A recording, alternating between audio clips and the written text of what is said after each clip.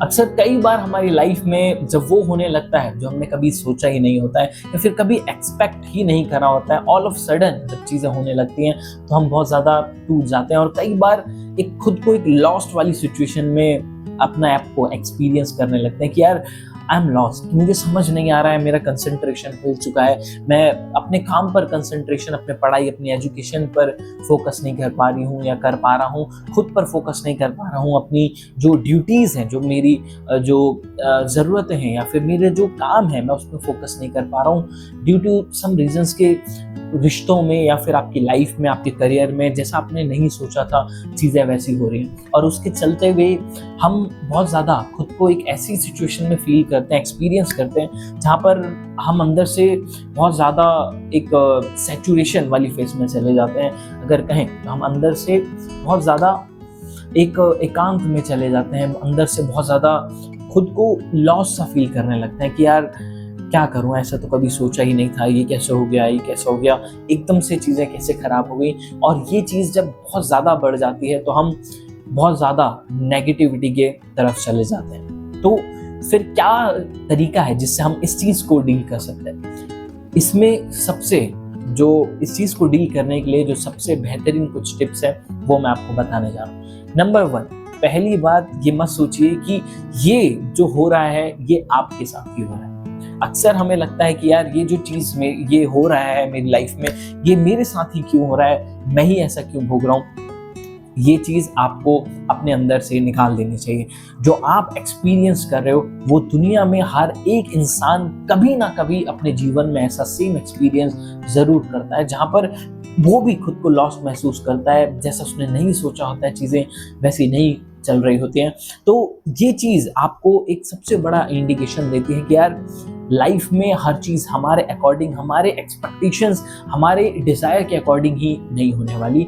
कुछ चीज़ें ऐसी हैं जो उससे अगेंस्ट में होंगी। तो ये चीज़ आपको सबसे पहले अपने अंदर मान लेना चाहिए कि यार ठीक है, ये जो चीज़ें हो रही हैं या फिर जो मैं एक्सपीरियंस कर रहा हूँ ये कोई ऐसा रेयर एक्सपीरियंस नहीं है। ये सब अपनी लाइफ में, बच्चा हो या फिर कोई बड़ा हो, एडल्ट हो, ये सब इस चीज़ से, इस फेज से गुजरते हैं। जब आप ये चीज़ अपने आप को अंदर से समझाओगे तो आपके अंदर एक थोड़ा सा कॉन्फिडेंस और जो नेगेटिविटी है वो अपने आप कम हो जाएगी कि ठीक है, सबके साथ होता है तो इसमें इतना ज़्यादा परेशान होने की ज़रूरत नहीं। नंबर 2, यहाँ पर आपको बहुत ज़रूरी है सिचुएशन में समझाना कि यार लाइफ में हम चाहे कुछ भी, कितने भी एफर्ट्स क्यों ना कर लें, हमेशा हमारे एफर्ट्स 70 to 80% रहते हैं, लेकिन फिर भी 30 to 40% जो चीज़ें होती हैं वो लाइफ की, यूनिवर्स के हाथ में होती है या फिर भगवान के हाथ में होती है। हमारा कर्म, हमारे एफर्ट्स ही हमेशा हर बार सही जो आउटकम है या फिर हमारे डिजायर्ड जो रिजल्ट है, हमने सोचा था वैसा होगा, इसकी कोई संभावना हर वक्त नहीं होती है।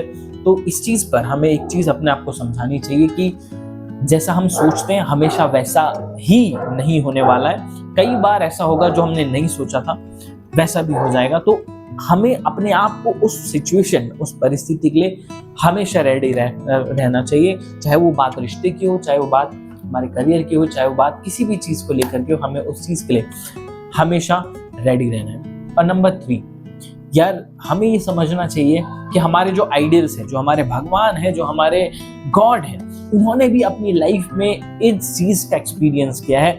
उनके जीवन में भी ऐसे ऑल ऑफ सडन चीज़ें खराब होती हुई हमने देखी है। अगर हम बात करें रामायण में तो राम जी, प्रभु श्री राम जी, जब उनको राज्य ही मिलने वाला था लेकिन तभी उनको घोषणा कर दी गई, उनको आदेश मिल दिया गया कि आपको वन की तरफ जाना है, आपको 14 वर्ष वनवास में काटना है। तो उनके लिए भी वो चीज़ एकदम से वो था।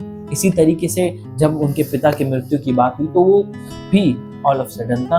तो अगर हम बात करें इन्हीं सिलसिले में, अगर हम महाभारत की बात करें, अगर हम कृष्ण जी के जीवन की बात करें, हम अपने आदर्शों के जीवन की बात करें, तो उनके जीवन, उनके जो जीवन गाथा है, उनकी जो लाइफ जर्नी है, उसमें भी ये चीज़ें हमें देखने के लिए मिलती है। तो ये हमारे लिए एक और इंस्पिरेशन का सोर्स होता है कि यार ठीक है, हमारे प्रभु, हमारे भगवान, हमारे जो आइडियल्स हैं, उन्होंने भी इस चीज़ को सामना किया है, एक्सपीरियंस किया है, बट उन्होंने इस चीज़ में पेशेंस, अंदर से धैर्य ज़रूर रखा है। तो ये चीज़ जब आप करते हो, ये चीज़ जब आप पढ़ते हो, इस चीज़ में अपने आप को जो आप इंगेज करते हो, तो आपके अंदर एक पॉजिटिविटी अपने आप आती है।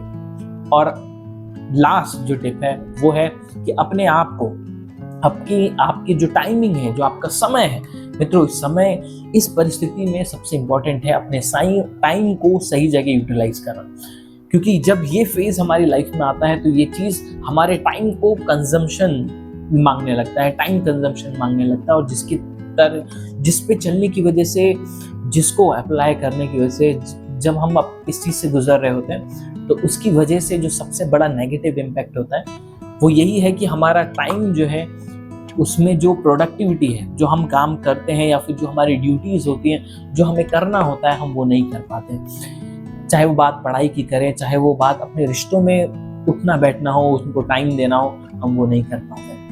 क्यों? क्योंकि हमने उस चीज को होल्ड कर रखा है, अंदर से चीजों को पकड़ा है। तो इसीलिए आपको ये चीज अंदर से अपने आप को समझानी चाहिए। जो आपका जो समय है, अगर आपको इस चीज से इजीली बाहर आना है तो उसके लिए सबसे बेहतर एक और टिप है कि अपने इस समय को डाइवर्ट कर दीजिए एक सही चीजों में। जो भी चीज आपको अच्छा लगता है उस पर अपने आप को फोर्सफुली लगा दीजिए।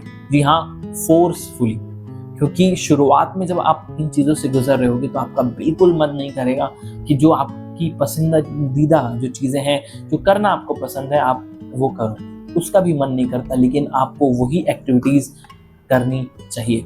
अगर आपको बुक्स पढ़ना अच्छा लगता है तो आपको जबरदस्ती अपने आप को बुक पढ़ने पर एकाग्रता लानी चाहिए। अगर आपको कहीं घूमना अच्छा लगता है तो अपने आप को फोर्सफुली ऐसे एनवायरनमेंट में ले जाना चाहिए जो आपके अंदर, जो जगह आपको अच्छी लगती है, चाहे वो ग्रीनरी हो, चाहे वो कोई भी जगह हो जो आपको अच्छी लगती है, आपको वहाँ फोर्सफुली आपको जाना चाहिए।